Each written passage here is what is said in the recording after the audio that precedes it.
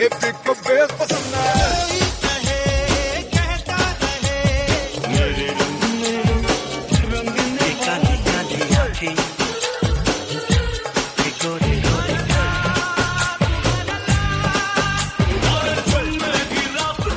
everybody, you're listening to the Khandaan podcast by the You Podcast team, a bi-weekly podcast revisiting the movies of Amir Khan, Salman Khan and Shah Rukh Khan. Every show we pick a random year from 3 decades of collectively 300 films the Khans have done and let our listeners vote which movie we should talk about.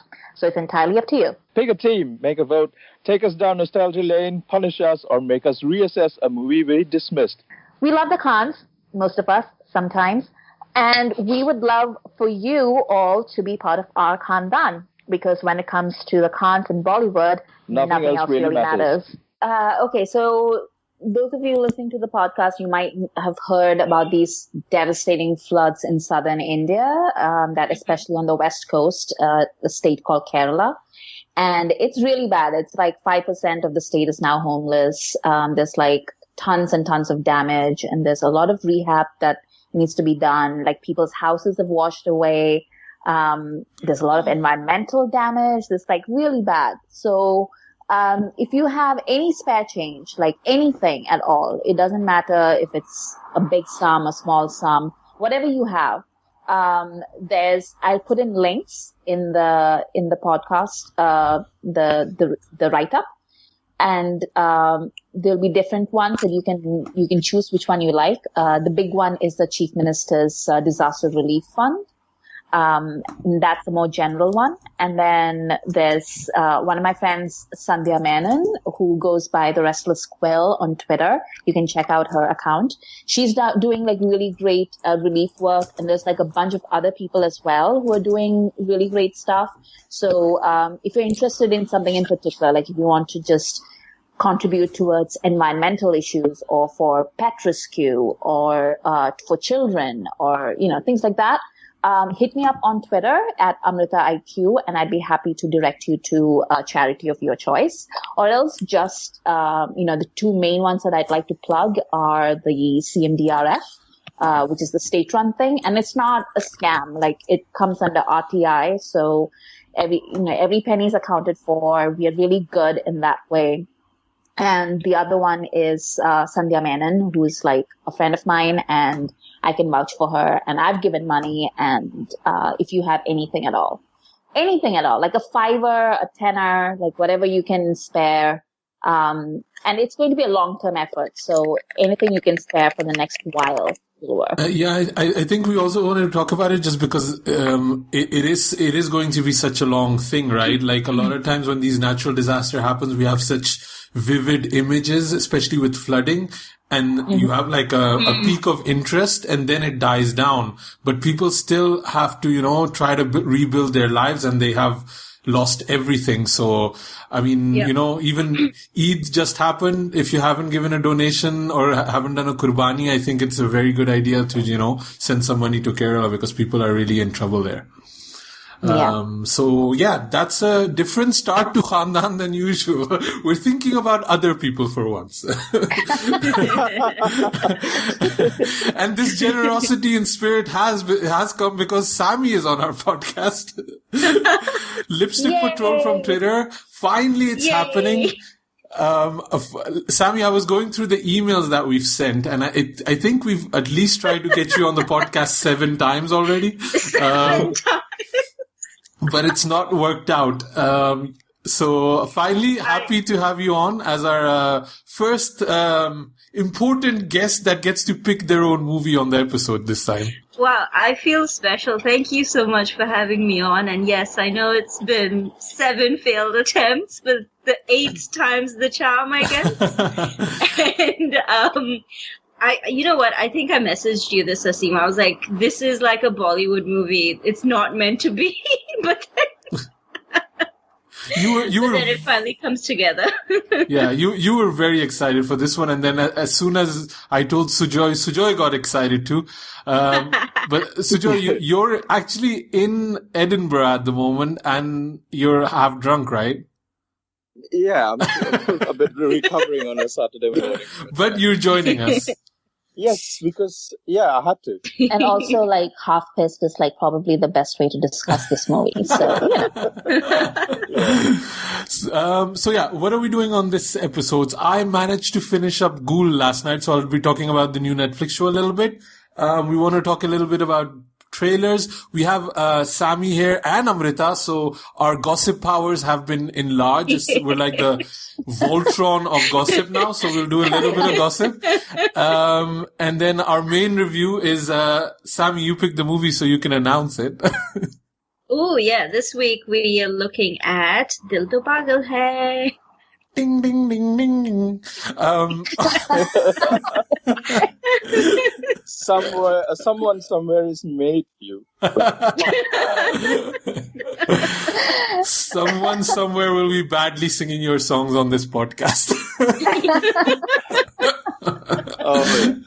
The songs are phenomenal, though, in so this good. film. So good. No, we are commenting about how badly Asim will be aping it. Ding, ding, ding, ding, ding. Sujay, man, maybe you kick us off. What are you doing in Edinburgh? So I'm here it's kind of like my annual ritual. I spent the last weekend of August just catching up on lots of comedy because it's the Edinburgh Fringe Festival and lots of culture is happening here. Music, comedy, live shows, skits and everything else. That's what I do last weekend of August. And just watching lots of shows, trying to catch up with friends and stuff. And are there like any Desi like comedians there now or something? Because I was watching yesterday on the BBC, they're having like this Asian season. So there is like a presence of BBC Asian Network and BBC as well, and like quite a lot of Asian comics, as well as like so I went to see somebody called Dilruk Jaisinghe. He's of Sri Lankan origin and he's Australian now, and he's out here in Fringe performing his first appearance at the Edinburgh Fringe. It's really good. And then there's quite a lot of others. I think the last or the year before last year, I saw Veer Das perform at Edinburgh Fringe. So there's quite a presence of like South Asian and Asian performers at the Edinburgh Fringe. I saw somebody called Ahir Shah is also performing. I've seen some of his work on YouTube and BBC, but I couldn't get tickets for the actual show. Nice. Log Hajj pe jate hain. You go to Edinburgh here. अपना bro बड़ा fool है. नहीं, हंसी सबको पसंद है. No, it's really cool that you do that, and I think there's been like a few more Desi people. I know that Aditi, what's her name? The comic Mittal. So Aditi Mittal was there a few years ago, and then maybe a couple of years ago, and there's been like a few actually that have gone out there, and Is that happening in New Zealand a little bit? Like Desi comedians kind of coming up? Because we had AIB come a couple of months ago. We had Aditi Mittal, I think. And even like just the local scene, there's a lot of like British Asian comedians. Is that also like happening in New Zealand now? Or not so much, because I think New Zealand's still very small. I know that AIB actually went out to Australia at one point. So I just don't think the Desi community is large enough, even though it's fairly large for the size of the country, for international sort of Desi comedians to come over here so much. And as far as I know, there aren't any local Desi comedians here either. So I think there's a real dearth of, this whole like Desi comedian, Asian comedian scene here so much. Yeah. Okay. So if I move, I could be successful because there's nobody. I have no competition. Good. You could start up your own. You could start up your own stand-up show. All about the Khandaan.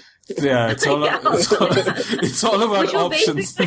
We should basically just be like a cutout of Asim with hard eyes looking at Salman. Exactly. And Katrina. And Katrina. And Anushka. All my obsessions. Shall we talk a little bit about the new trailers that came out? Although I feel it was a very kind of slow week. I think also maybe because of the flooding and all that happened. Maybe, news channels were kind of consumed with all of that going on and the fights that are going on there. Yeah. So shall we talk about some of the new trailers? Sui Dhaaga is the first one, right? First in Asim's heart. Amrita, what did you think? Let's start with you. What did you think of the Sui Dhaaga trailer? So as we were saying about like all the negativity, right? Like it came out of the gate and immediately people were making all these memes about Anushka's crying face. And some of them were funny, like when they were photoshopping the United Nations. Yeah. And in like Three Idiots and stuff. Yeah. Or like in the India-England match and everything where she's just sitting there looking like Banjo what. Like that was funny. But like, in the beginning it wasn't that funny. It was just people being mean about her. Like people are always, for some reason, like really mean about Anushka's looks. Yeah, I do not understand that at all. Like, it's like we live on different planets. Like, how is that even? Yeah. Like every single time, like, every couple of years, people find a different way to call her ugly. Yeah. And it's just, stop. I don't get that at all because this is a personal opinion, but I do not find her like ugly from any angle at all. Yeah. Exactly. And I remember Anupama Chopra at one point, and I guess we'll get to her later as well, but in an interview, she actually told Anushka to her face that she was really surprised, something in the line of her being really surprised at how far Anushka's come along, considering she doesn't have the looks to be a movie star. Something. Oh. And I was just like, how rude to say that to someone's face. What I love about Anushka is that, she's obviously human, and I think she did let it get to her, like when she did her lips and everything, and then she was like, oh, I was just trying it for the role, and I was like, no, you weren't. You like literally let them rent real estate in your head, and then she learned like pretty fast, I think, that not to do that. But I remember like, her coming on like one of her early interviews, and she said, she used to watch Aishwarya Rai, and then she used to think, ye to main bhi kar sakti hu. And I was like, I love you. Yeah, like, that's interviews what won me over with her. It's like, I was like, I'm pretty too. And then I'm like, then she saw herself in the rushes and she was like, okay, I can't do what she was doing. That was a very And then what happened was she was working with that terrible human being, Adi Chopra. Aditya Chopra. Whose one and only aim in life is to make every woman feel bad about herself. So he was just like, like you are not that good looking and all, but then theek thak hai. Like I wanted somebody ordinary and everything. And then she saw herself through his eyes, I think. And that's, I think, what really like messed with her head. And that's why she went on, like, mess with her lips and everything. I think because he's such an influential producer, she probably thought if he thinks that, then every other producer is going to think that, considering she debuted with Yash Raj Films as well. So he was probably her first sort of contact in the industry, maybe, but you know what I'm trying to say? And then, and I remember she came on Coffee with Karan, and that was the episode she and Ranveer came on, their first ever. And she was basically recounting that experience, and she said, up until that point, so she was basically recounting how she went to Yash Raj, the Yash Raj offices, and she sat in front of Aditya Chopra, and he told her to her face that what you basically said, that he didn't find her all that good looking. And she's like, up until that point, I used to think I was really good looking. Yeah. And that was, goodness, he just sounds like an awful person. That was also the interview where Ranveer said, yoga karti hogi. And I immediately switched off from Ranveer at that point. A lot happened in that interview. I was because they'd already done Ricky Bell, I think, which I really liked. but I hadn't like really listened to them much, and I kind of fell in love with Anushka, and I was like, man, Ranveer is kind of a douchebag. Like, who does that? Oh my goodness! You'd be surprised now hearing that I actually used to think he was a douchebag in those days. Yeah. Because I'm a bit of a Ranveer fan as well, but I really didn't like him when I saw, because that was the first interview I saw of Ranveer. Yeah. And he just came across as really obnoxious as well, because he said he could do Kamine better than Shahid Kapoor. Or something like that. He could probably. But yeah, he ain't lying. You're not gonna win points by saying that just after your second film or something. No, but I think so. I enjoy Ranveer on screen. Like, I like his performances, most of them anyway. And I think he's one of those people that I have to consciously ignore his interviews. Yeah, same here. Because if I let the real Ranveer color my perception of him, I would just hate everything that he did. It's just too much. Yeah, this is what a lot of Salman Khan fans do too. You just focus on the movies, don't try to think what else he's saying and doing and acting. Yeah. And you need to kind of balance that thin line. And I'm the same. I like him as a performer, although most of his recent work has not worked for me. But I think he's a great. He fully commits. He's just picking movies that I don't like. But if I start focusing on what he does offline, I would never be able to watch another movie with him. But I mean, it works for a lot of people. So yeah. Anyway, coming back to Sui Dhaaga. We just totally digressed. I think I'll go watch that movie. I find Varun Dhawan very watchable. Yeah. Is he the best of the new generation? Some people try to convince me every so often. No. But is he enjoyable on screen? Yes. And I saw it a week after that Batti Gul movie. Come on, Amrita, say the name. Say the name. Fine. I saw it after Tatti Gul. And it was just miles better, in terms of the more songs and promos are coming out, the more tutty that movie looks. It's terrible. Good Lord. Yeah, it's kind of similar, right? It's set in the heartland. It's going to be telling stories about people in that sort of smaller town neighborhood and what their issues are. And Varun and Anushka are just playing it on a different level compared to someone veteran as Shahid Kapoor, and someone not so good as Shraddha. Do you think Shraddha is the Twinkle of this generation? Oh my God. Yeah, she might be. But the thing is, she actually, Twinkle got into acting because she was just I have the chance and the opportunity to be able to do so. I don't think she ever wanted an acting career for herself per se, And then she was actually really terrible in every film that she did as well. Yeah. And oh, you guys discussed this last time, didn't you? Yes, you did. Okay, in my opinion, she was pretty bad in each film that she did. But Shraddha seems to have this want for her career as well. She seems fairly ambitious. Doing quite good for being Shakti Kapoor's daughter, though. If you put into that context. Yeah, definitely. She seems a lot more ambitious than Twinkle Khanna ever was, though. That's Yeah. She's totally at ease with how terrible she is. But I think she realizes what she's good at and what she's not good at, and she kind of learns to focus on her own strengths as well. Sammy, she just did Hasina Parker. That was not even a year ago. She does not know what she's good at. Clearly. Oh, I forgot that. Yeah, don't forget what she does. But Stree looks like it might be good, though. I've not seen the trailer. Yeah.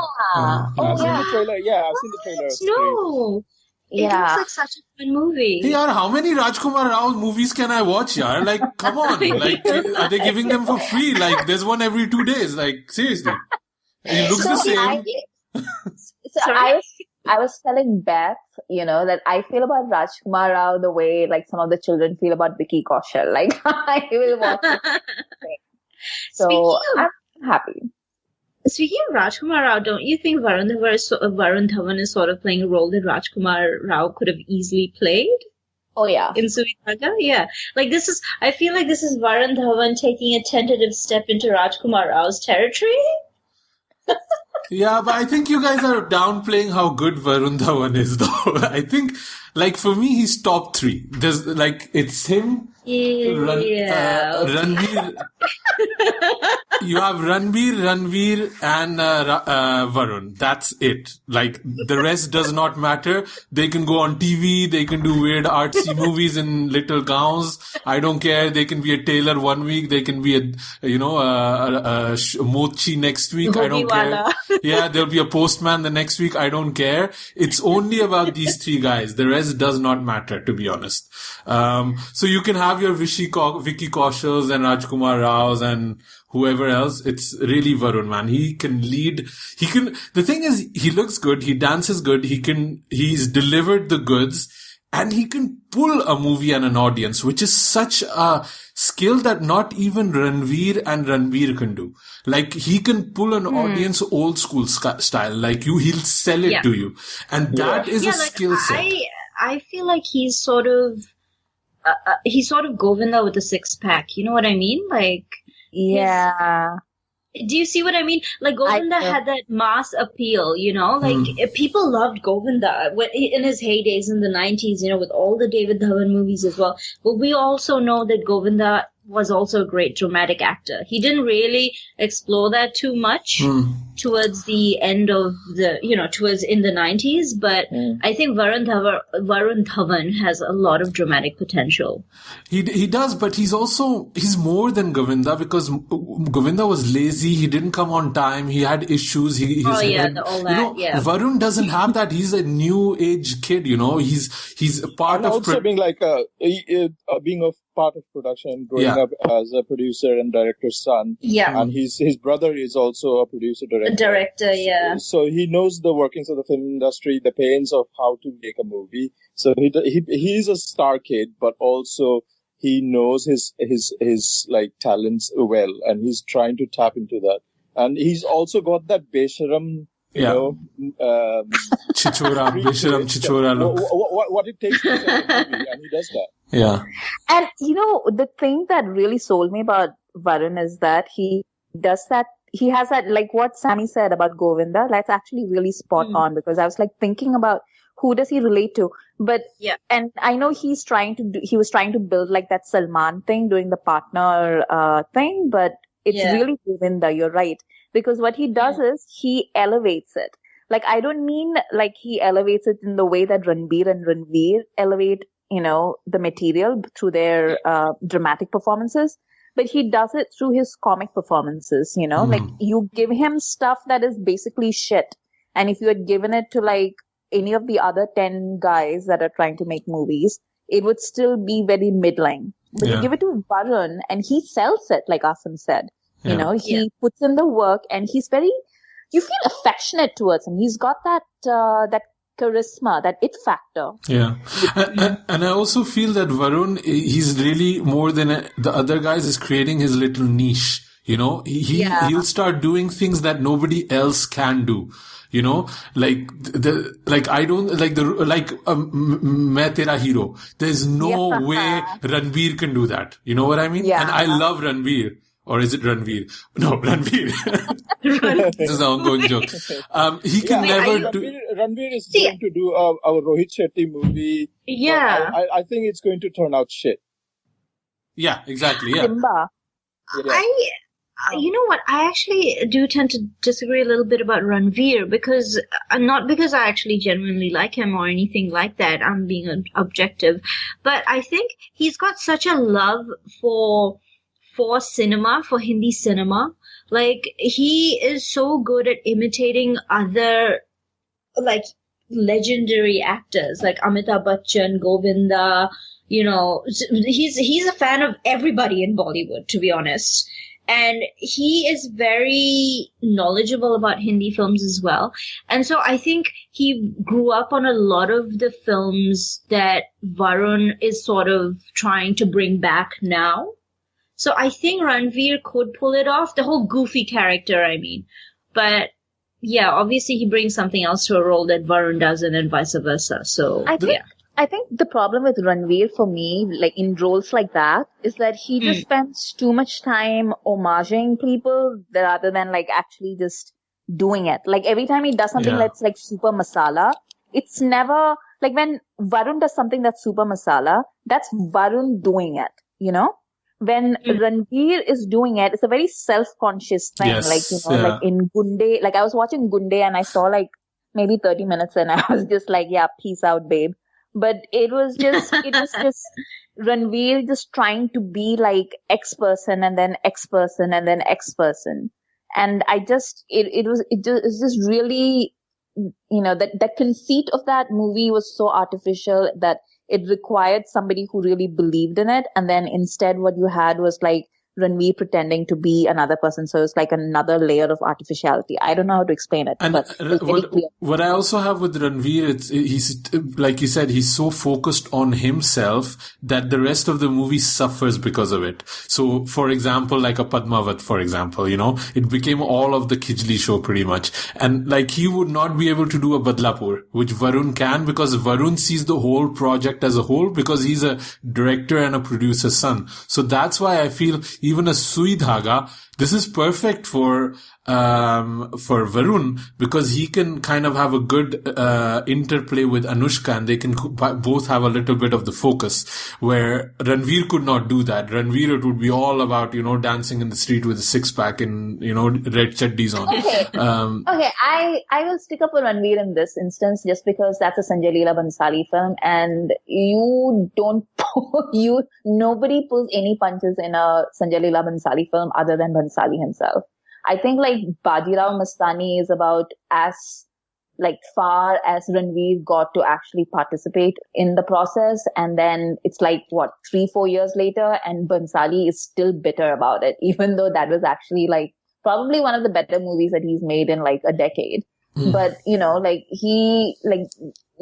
really go by Ranveer in his Bhansali movies. And he's made like a bunch of them, right? Yeah, I mean, it feels like he's been making them for the last decade. I'm like tired of him there. He needs to like break free of that mold, and do something a bit more exciting. I've been watching, Dil Dhadakne Do recently, actually. Yeah. And I thought Ranveer was really good at sort of, because he has scenes with Anil Kapoor, he's got scenes with Priyanka, who plays his sister, and he's got scenes with Anushka Sharma, who's his girlfriend in the film. And I thought he played off well with each of them, to be honest. Like, they were both, I thought they were very appreciative artists of each other, like letting the other shine when they needed to and drawing back, but knowing when to come forward. I think, he does well with, to be honest, I don't feel like he does badly in a multi-starrer. Yeah, I mean, I recently rewatched Dil Dhadak De Do, and honestly, I felt he was kind of the weakest link out of all of them.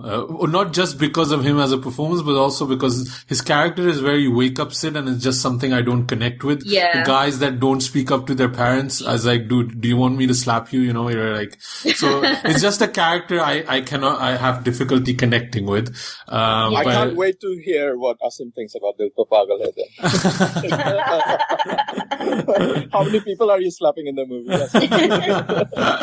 Sorry, coming back to Sui Dhaaga, my only concern from watching the trailer, and this is only having watched the trailer and no other promotional material, is that I feel like Anushka's character has the potential to be sidelined a little bit, because the plot seems to center around Varun and his struggle to find his own feet. So I don't know. It could obviously go either way, but that was just one concern that I had. Because Anushka is such a strong performer, I don't see any such risks. I mean, she is going to be amazing, and her performance will shine through no matter what. That's what I feel. Like somebody was saying, they shoshould have cast Bhumi Pednekar for it. I don't like in the same context of you say like a Rajkumar Rao would perform would do this role. Yeah, I think because Bhumi has already done Toilet, and what was it? The other one, the one with Haisha. Dam Laga Ke Haisha. People feel like she'd be perfect for it, but it would just be her getting typecast almost. No, so I'm not saying that Bhumi should have played the role. I'm saying this is the kind of role that Anushka is now playing. I think I have full faith in Anushka. I think she looks she looks very different. I think she looks startlingly different, like the first images. Like I think because Moji is kind of still kind of a happy-go-lucky kind of character. So Varun, you can see, okay, he's wearing gaudy clothes and he has like a weird mustache. But I feel Anushka like strikingly different, and knowing Anushka, she's the kind of girl that, will stop people throwing junk on the floor and call them out and being like, dal suka dena, dal dena, dal vigo dena, kapde suka dena, that kind of girl. Especially those little socks she's wearing with the toes. It's so specific. I think she's going to be great in it. Oh my goodness. You know that when I saw those socks with the split toes, I just immediately thought of my grandmother. And I'm not trying to throw shade or anything like that, but it's such a typical look for a certain type of woman in India to be wearing those. And that was what struck me because of the attention to detail in terms of the styling in the film. And I just thought that was a really cute little detail that they added to her character. Yeah, I think that really kind of sells it in a way and makes it also stand out while being a very kind of role we've already seen. But coming back to those memes that you were talking about, Amrita, earlier, right? So I kind of called it out immediately because I woke up and it was all these ugly cry images of Anushka, which if you're gonna diss Anushka, you're already on my bad side. But secondly, I just found it so weird that, I think if you look at it into the context of the trailer, it looks like a really moving and beautiful moment. But picking that part and using it as a punchline for, anal jokes, and I've seen some horrible things about it. I was like, what is wrong with people? I just could not understand it. I do find them funny when she's in the United Nations and all that kind of thing. That is funny, but that's not the ugly cry images, right? That's just she kind of skulking. But yeah, people are weird, man. I don't know. I find the criticism really ridiculous because she is an actor doing her job. Obviously the scene required her to cry. I don't understand what the criticism was. Nobody looks good when they cry. Do you really expect her to cry in a pretty way or something? Or the whole thing was so stupid. Yeah. Sujoy, did you like the trailer? Yes, of course. I'll be watching it. Yeah. I think we'll all be watching this one. That looks like a good one. Yeah. Good. Amrita, you have a little confession to make. Yes. So, over the past week, I have been listening to a track from Love Ratri, starring अपने भाई का बहनोई. Does that make him if Salman is all our bhai, then is his behnoi our behnoi? Is that how it works? No. We're his sala. Isn't that hum sale hain. Anyway, so there's a track on it called Chogara Tara, and it's like a Gujarati folk song. Sammy, was it you that told me that your husband told you that? Yes, because okay. So my husband is Gujarati and he actually doesn't really watch a lot of Hindi films or something, and I was watching some video and that song came on and he was like, Oh, that's a traditional Gujarati Garba song. Not a folk song. I think it's more of a Garba song. And that was news to me. I didn't know it. It was my first time hearing the song ever. But he told me that it's like something that's usually played at Garba during Navratri, of course. And it was just interesting to me that they remade it. And obviously it goes in with the theme of, Navratri and all that. So yeah, quite fitting. And they're playing Dandiya all over London, near Tower Bridge. South Bank, everywhere. And then Ram Kapoor shows up in like I hadn't heard, so I actually heard the song before I saw the video. And I was like, oh, like this is like, I really like this tune. And cause I generally like, Garba and Dandiya songs. And then I saw the video and I was like, oh my God, what is wrong with me? And then Sammy told me like, no, it's a traditional song. And I was like, acha, okay. Thank God. I didn't make the clip. But Asim also has a confession. I also like the song. And it's a good song. I also like the clip, to be honest. So this was actually... This was a shot in South Bank, and a lot of the UK press got invited to go, and quite a few of my friends went too. So I had no real interest in it. And I do not think this guy necessarily should be launched. The whole idea of nepotism. And honestly, like, Salman is not good with these kind of things. Like, he gets into this favor mode and he starts giving out favors left and right. And it's the whole reason that Atul Agnihotri has a career. These kind of thing, that the Arbaz Khan is a producer. All of these things, none of these things are good, but they are here because of Salman. And now Ayush Sharma is one of those things. And I was not on board. I saw the trailer. I was not on board. I'd seen my friends like take selfies and Instagram. I was not on board. But this song, it's just like, and I'm not a Dandiya guy at all.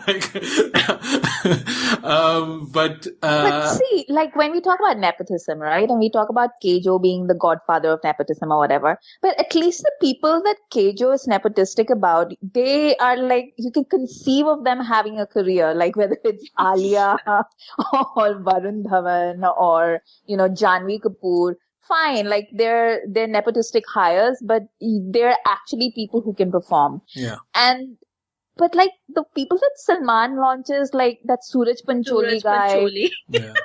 And then now this guy, they're like dead behind the eyes. Yeah. Like, they wouldn't even get past an audition. Like, how? Yeah. Yeah. With Ayush Sharma, it's sort of, if reports are to be believed, he always wanted to be an actor anyway, and then he married Arpita, right? That's her name. Yeah. His adopted sister, Salman Khan's adopted sister. Yeah.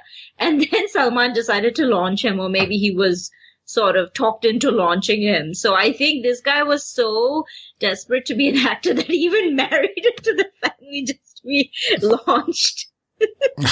Salman needs to hire back that lady that he fired, like his manager, and apparently he fired her because like she was keeping all his family people away from him. But then like that's why he was like his career graph was on the up and up for like 10 years. Yeah. Like, as soon as he went, Shetty, I think. Yeah. Yeah. And now he's making like movies for Suraj Pancholi and Ayush Sharma and like acting in Race 3 and like bringing what the Deols back. Nobody asked for that either, bringing the Deols back. Yeah. Anyway. So the thing is, it'll be chugging along. I mean, I don't think this guy will be hired after this, but I think they'll probably make some money because they're smart the way they make money, and maybe just the period and the song will, make Lavratri kind of a viable business, proposition. But I don't think it's going to set the box office on fire or anything like that. But that song is nice. I do like it. But it's really nice. Yeah. So yeah, I don't know. And it just looked nice to, with so many people in London and the choreography, it looked nice. But that's it. That's all of my confession regarding this. Have you seen it, Sujoy? Have you seen the Lavratri song? You have, right? Well, yeah, I mean, I couldn't not see it because it was playing at all the trailers and teasers and everything. So you're like me. You had to watch it. Yeah. There's no escaping that. So, yeah. Great. Ladies, did you want to talk about the gossip thing that we were talking about earlier? Ah, yes. So, Amrita, you start. Okay, gossip-wise, it's been a pretty quiet week. I mean, I think we all just blew our gasket at PC leaving Salman's film and everything. But didn't PC sign something else, by the way? Like, isn't she coming in something else? Cowboy Ninja Viking was what she was supposed to do with Chris Pratt instead. Oh, Hindi film. Oh, yeah. I think she's doing The Sky is Pink, but she's also supposedly in Krish 4, which nobody wants. Krish 4. Why are they remaking Krish again? Because Hrithik needs another career boost for 4 years. That's why they're making another Krish. Oh my god. There's something called Gustachiyan too, which I'm seeing here. I don't know what that is. Yeah, he's also in some movie called Super 30. No, Priyanka. Priyanka. Okay. Gustachiyan. I don't know what that is. That's supposed to be with Sanjay Leela Bhansali, but that's been, they've talked about this off and on. Yeah. Yeah, that's the Sahir biopic. And yes, Sahir Ludhiani. Between you and Asim, I swear to God. Last time we mentioned Sahir, Asim was like, Sahir Khan? I still don't know who it is, actually. He wrote the lyrics for Kabhi Kabhi, guys. Sharam karo. But anyway, so yeah, I don't think we had much gossip. It was the most we had was Bolly Twitter getting up in arms about Anupama Chopra shading Bhumi in an interview. Wait, we do have gossip. Priyanka Chopra got engaged. Yeah, he did that already, I think. We did it and then we cut it out because we were like, this is not interesting at all to anybody. Yeah, no, we didn't speak about the engagement. We spoke about it in the context of, at that point, we were still talking about her stopping Bharat for Cowboy Ninja Spaceman. Yeah, that's right, yeah. So I had her Roka ceremony. Yeah. I will say, actually, there was something I wanted to say about that, because when the pictures came out and there were all those pictures of Nick wearing a shalwar and sitting for the Roka ceremony and everything, and a lot of people were like, oh my god, what a prince, he's fully participating in rituals, and he flew his entire family there, and he's doing this for her and everything. And I was like, yeah, he's getting married to her. What else is he supposed to do? Because I come from a family in which a lot of our family, my family members and a lot of my friends are in interracial and intercultural and interfaith relationships. And they all had multiple, bicultural weddings or whatever, because, they wanted to make sure that everybody was respected. So I felt like that's how people got married usually. And then it turns out that's not how people usually get married. Yeah. And I just didn't, know any trash people, but trash people abound everywhere. And they don't actually respect each other's... No, because I saw you on Twitter kind of talking about this, right? And obviously my marriage is an interracial marriage. So this was totally normal. I was Priyanka in this situation. So I also didn't understand why people are thinking that this is such an amazing, unique thing that's happening, but then again, I also understand that a lot of people on Twitter, you don't know where they are living. And if they are living in very insular societies where they don't even see people of a different race or a different color or even a different language, maybe it's super odd or super romantic for them. But I also don't understand these people she didn't care when people said he is too young. She didn't care when this and that, and she didn't care. I was like, they just got married. It's fine, man. It wasn't like it's not like she's like, like some love story out of I don't know what, from the legends or something. It's just like two dudes getting married. That's probably going to end in divorce in under 15 years, so it's fine. Asim predicted it. But I'm pro-divorce, right? I'm like very pro-divorce. If it doesn't work out, just divorce, like it's fine. Like Asim keeping it real for all the romantic stuff. Anybody's listening. No, you know me. I'm like super romantic, but that's part of romance. If it's not working out and you've given it a shot, you've gone to therapist, divorce. Like that's it. If it's not working out, don't hang around people that are bad for you. In any case, anyway, so I don't understand what the issue was. But so did you ever get to the bottom of these trash people, Amrita, that you're talking about? What was their argument? No, it was like literally that, they would be with people who would disrespect them for being who they are, so some woman was saying that, she was dating a white dude and she was like Desi, I guess. And, he tried to shame her for like living with her parents when she was like 22 or 23 or something. And, or like said that it was like weird that, they're so close to her family or like, like things like that. Or like, or just like, I don't know. And then Bolly Brit said that, he was just very cynical about things like that. So they were like, it wasn't just like randoms on the internet. It was also like people who... that you actually know. Yeah. I have to say, from my experiences and what I've seen some of my friends and family members go through, I have seen incidents like that happen. Like, it's not something blatant, like, oh my God, I hate your country, I hate your culture. It's just stuff like comments being passed, snide remarks, maybe unintentionally, maybe, but, there is sort of a vein of ignorance.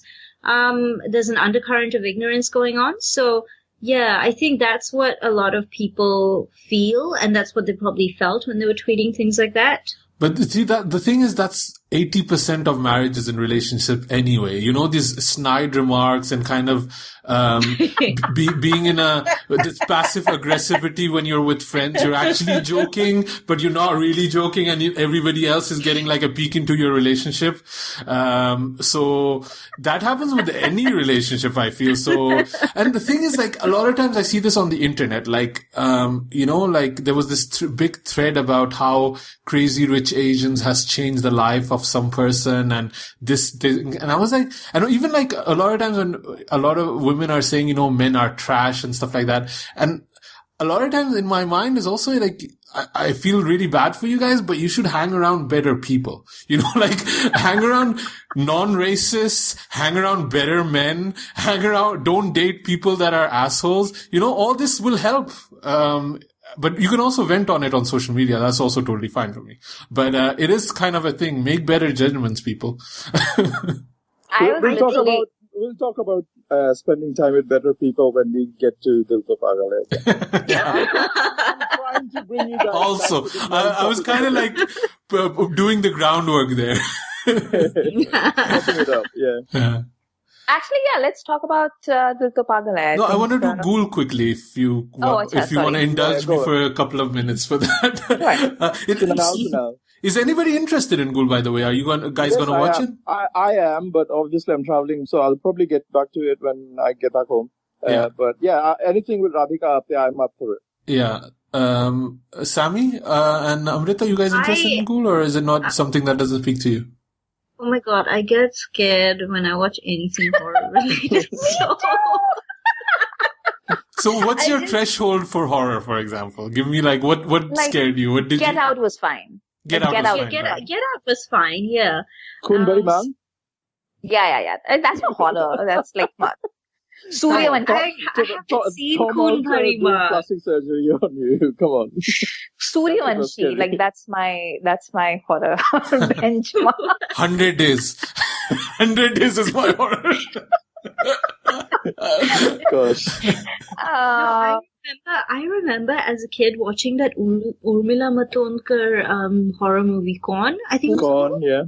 Yeah, the one where she's in an isolated house by herself. That one. Yeah, and I remember I was scared shit. So I was just like, oh my god, like, so that tells you my threshold for horror. Yeah. Have you guys seen the Revati movie, Raat? Yeah. Oh my god, that terrified me. You mean the Revati movie?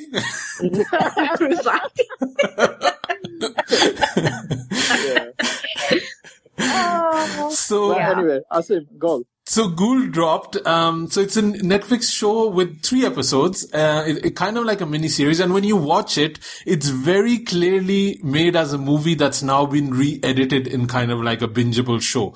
And because it was initially a movie, it is very bingeable. So initially, I was just thinking I'll watch 1 episode last night, but then I was like, hey, wait, this isn't like 8 episodes like Sacred Games, it's just 3, and they're pretty much 3 chunks of 45 minutes, and they follow one after the other. So it's pretty much one movie, and you can technically watch it in one go. So it's kind of like a mini binge, like a binge-knee or something like that. So the story is it's set in the future in India, and Indian nationalism has, it's taken to an extra level. Think of V for Vendetta, that kind of thing. And they really clamped down on Muslims, on every population, but this is kind of dealing with Muslims mostly, because Radhika Apte is playing kind of a Muslim, but she's an agent of the state. And she's kind of an, interrogation specialist, which is a fancy word for a torture, pretty much. And they're operating a black site where they are interrogating terrorists or people they feel might be terrorists. So, and then a new prisoner comes in that isn't like the rest of the prisoners. And that's kind of how it goes.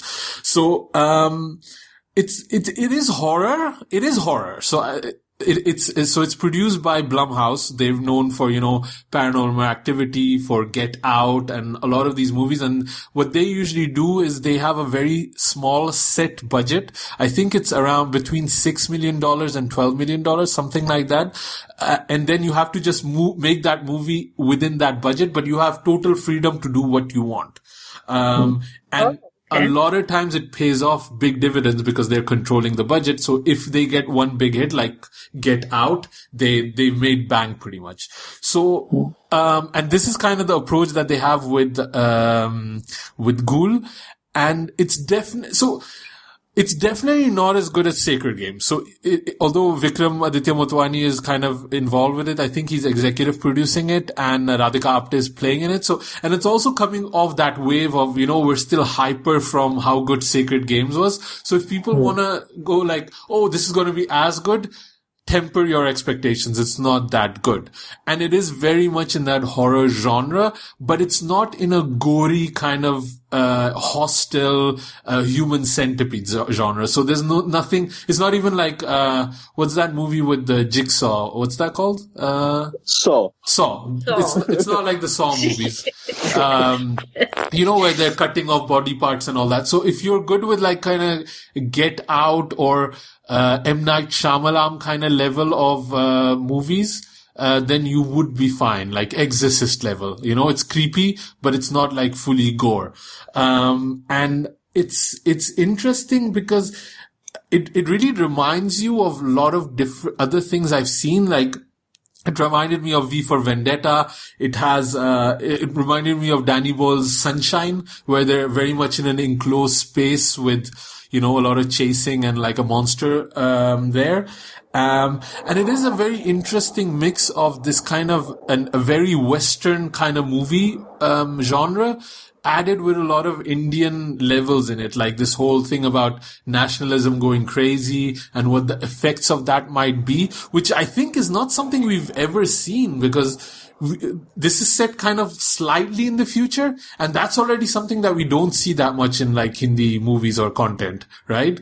So that's really interesting. It has a lot of like shadows of Abu Ghraib and the kind of horrors that happens in those detention centers and sites. The whole Muslim minority and the way they're treated. So it is very interesting. It's creepy. It's quite bingeable. And also topical, right? Yeah, it is good. It is good, but at the end, it is still just a horror movie. So you it's good that they added these elements to it, but they don't do much with it. And like, I don't want to spoil what happens at the end, so we can talk about it when you guys watch it. But at the end, I was kind of felt like, I don't know if adding those themes of religion and all that was really justified in the story. Like, Get Out does. Get Out does that very well, where they're having these grander ideas about race and minorities and their treatment, and having a horror kind of thing. But it has a point where I don't feel Ghoul really lands that as much. And also the constraints of the budget you can see in a lot of the shots. So yeah, that's kind of my thoughts on Ghoul. I mean, if you guys watch it, or if some of our listeners have binged through it, let us know what you guys think. Maybe I'm wrong. Maybe also horror is not my genre either. So it is, but again, if I can take it, I'm sure a lot of people will be able to take it. I'm sure Sammy and Amrita have more guts than I do watching these kind of things. So, but yeah, it's good. Radhika Apte is great in it, again. She's so good in everything. I just watched her in Padman because, Netflix has like suddenly an influx of a lot of Indian movies that I had not seen yet. And I ran a little poll on Twitter, should I watch Padman or Toilet? And Padman won, so I ended up watching it. And she's actually quite good for a role that gets pretty much sidelined for half of the movie. Big fan of Radhika Apte, definitely. Radhika Apte, I saw her in Sacred Games, and I thought she was quite underused. Yes, that was just my opinion. But she didn't have a whole lot to do, but she was quite heavily involved in the production of the series, from what I believe. She's and also in the promotion as well, like because she's such a prominent face and presence, she helps in selling the series. But when you watch the series itself, you feel a bit cheated. Hardly there. Yeah. Yeah. I felt a bit cheated, but anyway, that's besides the point. Yeah, no, I do think she's good in Sacred Game, and I think also what happens to her is quite like one of the big shocks in the series. Yeah. I didn't see that coming, at least. So, I think she's great. And, she's, in a way, she's kind of the Rajkumar Rao of, like the female version of Rajkumar Rao, she's in everything, but she's good. She's reliable.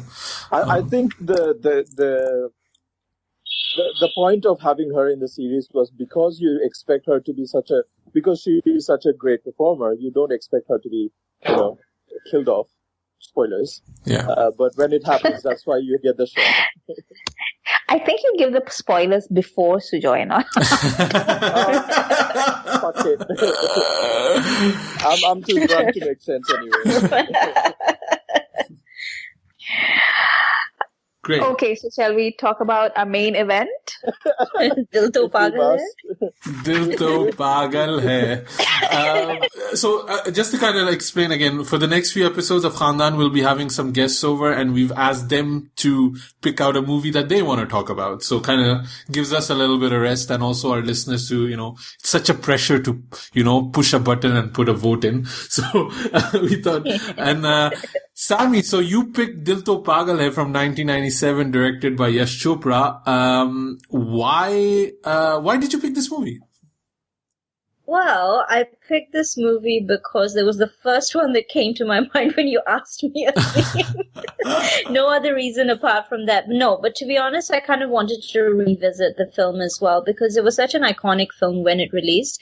And I hadn't seen it in more than 10 years, I think. Oh, wow. And really, honestly. So I wanted to watch it again just to sort of refresh my memory to see if it had aged well, because when you revisit a lot of movies you liked as a kid, sometimes you find that they're really not that great.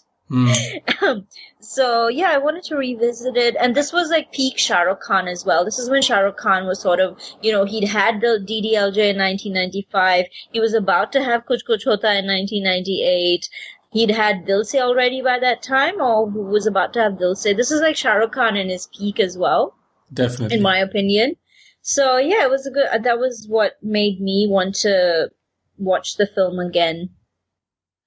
And so, Sujo, you were the other one that you also got really excited. So, what are your memories of Dil To Pagal Hai? Yeah, I mean, like, just like Jab Pyar Kisi Se Hota Hai, right? I've got like vivid nostalgic memories of watching Dil To Pagal Hai at the cinema, like fighting with other people in the queue and, trying to get the tickets for this movie and finally watching it. And having experienced like, remember like in the 90s how Bollywood movies were made, and this was sparkling. It was like everything looked fabulous. Everything was shiny. Karisma Kapoor was dancing her ass off. Madhuri was looking gorgeous, and Shah Rukh Khan was like in his arms wide open pose all the time in this movie, and the songs were amazing. So that's the kind of memory you go back into. That's like a milestone in Bollywood pop culture, I guess. That's why I really wanted to revisit it, because so much time has gone past, and because of YouTube and such, you have the luxury of revisiting just the songs and making that memory last in your mind, but you don't remember how shitty this movie is until you watch it. So, yeah. I came to that realization recently when I rewatched it after so many years, but the songs still are amazing. So, yeah. So, Amrita, can you tell us, ये प्यार क्या होता है? What is love?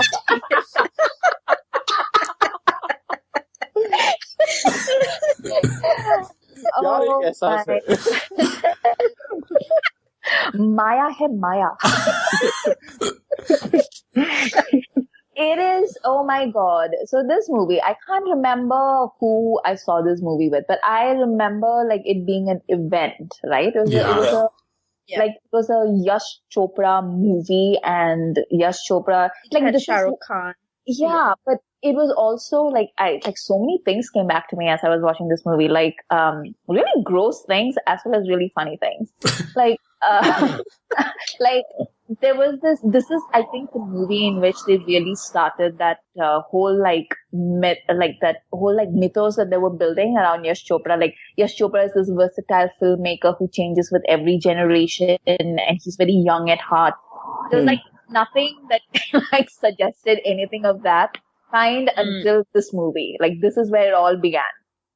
And I think Yash Chopra and Suraj Barjatya were both trying to do like sort of reinvent and like connect to the youth, and Yash Chopra somehow managed to do it with this film, and poor Suraj Barjatya made Main Prem Ki Deewani.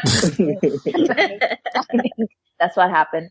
But like I remember like there were so many things about this movie, like the fact that Shamak Dawar was like doing the choreography, like that was a huge thing, and he was a shady bitch. Like I remembered all the oh my God.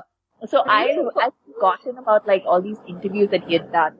And it was, so it was Madhuri and Lolo, right? And it was this whole thing about like, like Takkar ka dance and everything, because both of them are like such good dancers and everything. And, Shamak clearly had a better relationship with Lolo than with, Mads. And, he would come and give these interviews. I still remember, like, like people would ask him, like, to compare the two, and he wasn't enough in the industry to learn, to, like, know how to lie. And also it was, like, the 90s, and people were still, like, sort of understanding how the whole PR thing worked, and, like, how, like, TV interviews last forever. So he, and they didn't know that, the internet was coming up, and, like, we would all have access to it. So I remember him like, like sort of trying to downplay the fact that he loved Lolo and he thought like Mads was a diva, but he like would say these things, like, oh, like, like the difference between the two is that, and he would get so enthusiastic when he's talking about Lolo, like you give Lolo, like a direction, you tell her what to do, and she's sharp, she's on point, she's fast, like she does all these things, and basically she dances exactly the way that his company moves. And then he was like, you give it to Madhuri, and she's like, a little bit softer, a little bit so shady. And like you would ask like Lolo about Shamak, and Lolo would be like, oh, he's amazing, like they're so young, like I love his troupe, they were so much fun to hang out with. And then they would ask Mads, and Mads would be like, "हाँ, बहुत अच्छे हैं." So I remember this like Lehre video that I had watched about the making of the Pagal hai, right? And my sister pointed this out to me, like when they shoot the Dance of Envy portion, where both of them are doing their same routine and stuff like that. And how amazing Madhuri is that she does take after take after take of the same thing, exactly the same, and how Lolo frequently messes it up. And she's just laughing it off and all that. And yeah, Madhuri is like way better dancer by any sort of measure. But Lolo was very nervous around Madhuri. I think I saw, because I was watching they uploaded the making of Dil To Pagal in like 3 parts on the Yash Raj channel, which is pretty cool, which you don't always find. And she explicitly says, and you see it in some of the B-roll, that she was very, very nervous dancing around Madhuri, which I imagine. But Lolo is funny because she has no filter too, because she's like, Madhuri is so much more senior than me. Like she says it like 70 times. It's so funny.